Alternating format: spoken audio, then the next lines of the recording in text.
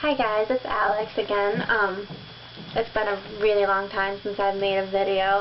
My first video, spiritual vlog, whatever it's called. I kind of turned into a sap a little bit.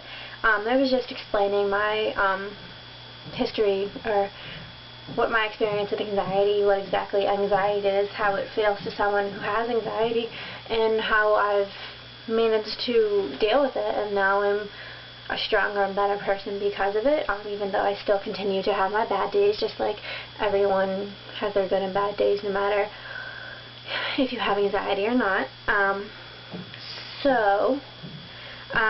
What I wanted to talk about today, and I would have made this video a lot sooner, and it probably would have been better if I made it a while ago, but I've been really busy. I'm actually in the process of graduating college. I had finals and everything, so my ceremony is tomorrow morning, and I should probably be in bed, but instead I'm making a YouTube video because I don't know when to go to bed or what's good for me. So one of the things I wanted to talk about was anger. And I had said previously that Buddhism was one of the things that helped me get through anxiety and offered me an outlet to work through it in a healthy, holistic manner without taking medication or anything like that, because I really think half the people who have anxiety don't need to be on medication. But that's just a side note. Anger is an emotion that we all experience at some points to some degrees in our life. Some people are more angry than others. Whether you call it anger, whether you call it rage or fury, like I said, it happens to all of us. And what I find is that it eats away at you.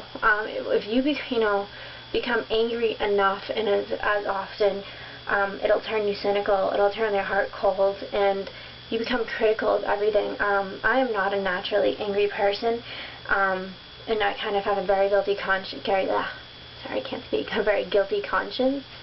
So when I become angry, I notice it immediately, and I think that's important, because if I were an angry person and I didn't notice that, I'd just be a miserable person. I would make everyone else around me miserable. I would never,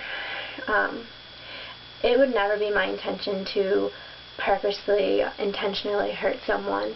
And when I notice that through, whether it be because of anxiety or through stresses with school, I was becoming a bit of an angrier person, just in dealings with certain things. And I would just feel this raw, this anger, eat away at you, eat away at me. Sorry, like I said, it's been a long day. And I would become very critical of people who didn't even deserve it. Like, I would find myself judging random strangers on, such superficial aspects that I would never wish to be judged on, because I've been the victim of bullying in the past, and I know what it feels like to be ostracized and to be alienated because you're that different person, or you want to be different, and I would hate to do that to someone else. I felt very hypocritical, and I just was very upset with myself that I could feel myself blaming those people. But one of the key first steps for me was simply realizing this anger. Like I said, some people don't even realize it, and it helps to realize what triggers you, what situations, what persons, maybe their personalities clash, or you're too similar for your own good. Like me and my father, we're both so stubborn that we tend to butt heads, because we're both so stubborn, but we're both stubborn about different things. And it'll hopefully get better as we both get older and I move out. When your egos are involved, your ego can be a very dangerous thing. Anger, I feel like, just serves as a form of self-protection. So we protect our anger with our ego. There is something so delicious about finding fault within something, because for a little while there, anger feels good. You get I really did for the slight second before I realized, oh my God, what am I saying what am I thinking? That it actually feels good, and it makes you feel better, and you feel like you're better than someone else or something, and you have something over them. And what it is just serving to boost your ego and your self-conscious where you're lacking otherwise, or some other issue is causing you trouble and you're taking it out on someone that has nothing to do with the issue. And so oftentimes that's what the cause of anger is.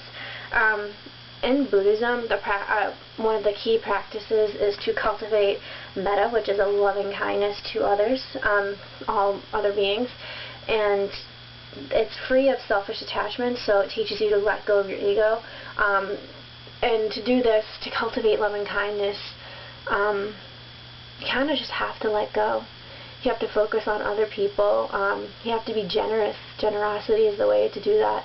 So in working with others, volunteering maybe, or just being completely conscious all the times and being mindful of the thoughts that cannot come in and out of your head, it's a really great way to first evaluate the anger or sadness or whatever it is you're feeling, find out what the trigger is, and then sort of desensitize yourself to it, because all our thoughts are thoughts. They're neither good nor bad. The only significance we attach to them is that, which we attach. And Buddhism kind of teaches that nothing is really significant. Thoughts aren't good or bad, like I said. And anger is just a product of our own selfish ego. It actually, letting go of anger too, takes a lot of patience. Sorry, this is kind of harried. I'm trying to make it sound very concisive, but I'm not doing a very good job. Oh, it's okay. There are much better people at this speaking than I am. That's probably going to get more video views, but that's what they get because I didn't take time to prepare this and memorize anything. So I just want to read this quote. Pema Chodron says that, I'm not pronouncing that right, I apologize if I butchered her name, his name, I don't know. Patience has a quality of enormous honesty in it. It also has the quality of not escalating things, allowing a lot of space for the other person to speak, for the other person to express themselves, while you don't react, even though inside you are reacting.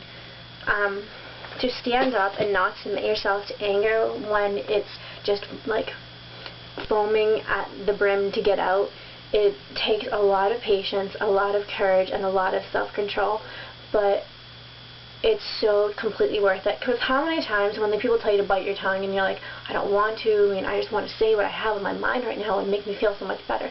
It will in the short term, but you'll feel immediately guilty if you're anything like me, or you'll feel guilty later on.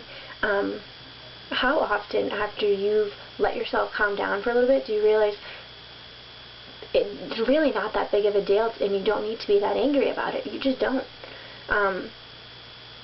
And when you learn to take that step back and you do it enough, your anger just, not only does it dissipate, but it ceases to form anyway. You become more at peace, more open, and your personal relationships can only strengthen and repair itself from this. So that's my thing on anger. If you have any issues with anger, I'd love to hear about it, or if you have any recommendations, please let me know. Tumblr, comment on this, email.